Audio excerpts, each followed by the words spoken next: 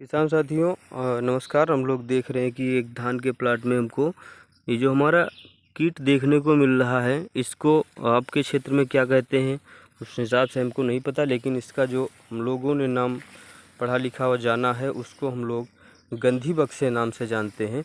और गंधी करता क्या है, देखो कितने सारे कीट उड़ रहे हैं गंधी के। अब ये देखो, ये वाले कीट जितने उड़ रहे हैं ये गंधी ही हैं। इसकी खास पहचान में ये होता है कि इसका जो भी प्रौढ़ जो होता है उसमें पीठ पर ध्यान से देखें आप लोग, एक तिकोना जैसा इसके बना हुआ नज़र आएगा आप लोगों को।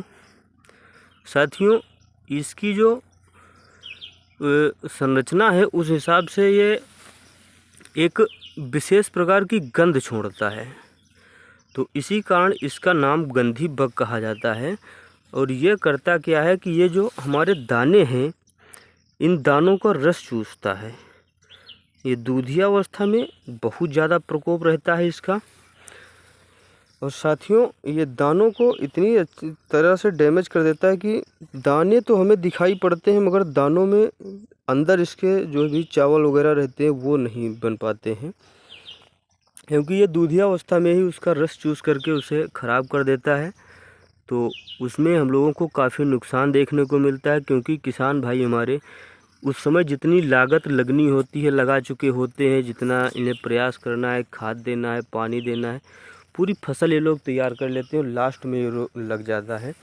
उसके कारण हमें किसान साथियों को काफ़ी नुकसान देखने को मिलता है।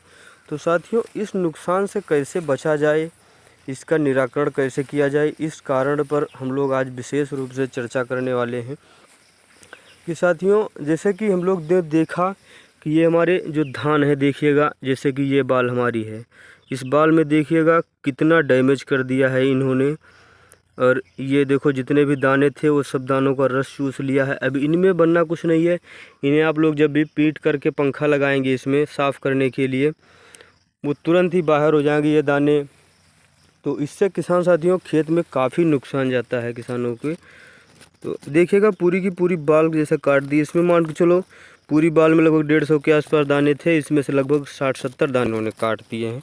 इससे बाल भी छोटी रह जाती है साथियों। वैसे एक जो अच्छी बाल मानी जाती है उसमें, जैसे कि ये बाल है, देखो इसमें पूरे दानों की संख्या हमें लगता है 300 के आसपास है। अब लेकिन इसमें जो है ये करेंगे क्या कि इसमें से लगभग 60-70 या 100 दाने तक ये लोग चूस जाएंगे, तो उसमें यही नुकसान हो जाएगा किसान भाइयों का हमारे।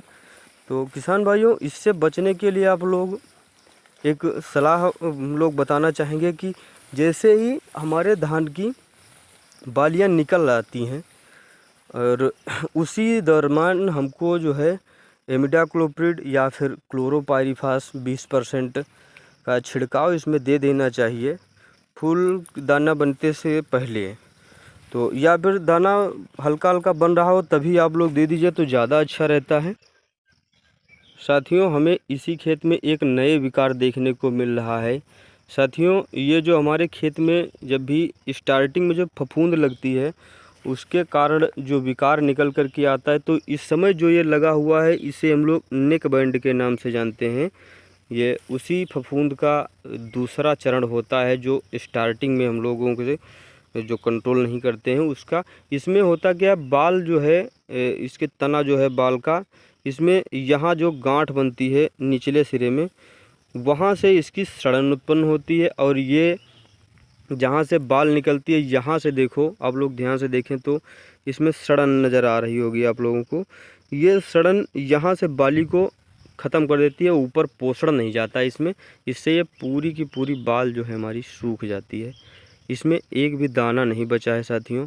ये भयानक नुकसान होता है। अभी तो इसमें जैसे कि कम देखने को मिल रहा है, कभी कभी ये पूरे खेतों में देखने को मिलता है, जिससे किसान साथियों को हमारे बहुत सारा नुकसान हो जाता है। और साथियों, इसमें देखेंगे आप लोग यहाँ से, जैसे कि देखो ये जो बाल है इसका यहाँ से जो सिरा है ये सड़ करके गल गया है, तो यहाँ से इसको पोषण नहीं मिला, आगे की बाल कतई ख़राब हो चुकी है। किसान साथियों, इसके बचाव के लिए आप लोग इस दवा जो हमारी बाल निकलने की अवस्था हो या फिर गाले में धान हो, तभी आप लोग जो है एक फफूंदनाशक का इस्तेमाल करें, वो भी सिस्टमेटिक फफूंदनाशक का इस्तेमाल करें तो ज़्यादा बेहतर रहेगा हमारी धान के खेतों के लिए। धन्यवाद किसान साथियों। कैसी लगी जानकारी आप लोगों को हमें कमेंट में बताएं।